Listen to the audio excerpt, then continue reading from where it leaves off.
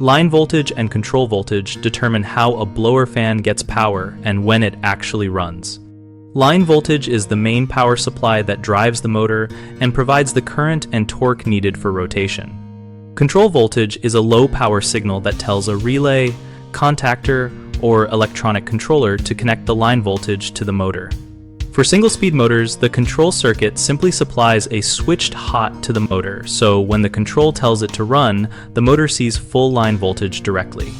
For variable speed motors and X13 motors, the motor always has line voltage present to the drive electronics, but the control signal changes speed or enables the drive rather than supplying full motor power directly.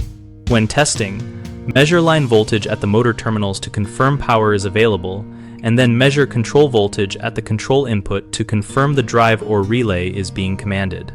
If the motor does not run but line voltage is present, and the control voltage is correct, then suspect internal drive failure, motor overload, or safety interlock conditions. Common mistakes include assuming a missing control signal means no line power, which leads to replacing motors unnecessarily. Always verify both voltages before replacing components. Another frequent error is testing variable speed units, like they are single-speed motors, which can damage the drive by applying or interrupting power incorrectly. Follow the manufacturer procedure to test control signals and never inject line voltage into a control input. A third issue is overlooking safety switches, condensate or pressure switches, and fuses that interrupt either the control or the line circuit.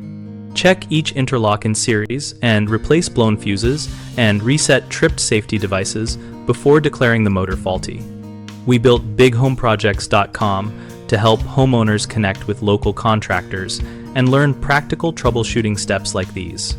We offer a discussion community where homeowners and contractors share experiences so we all learn better testing and repair practices.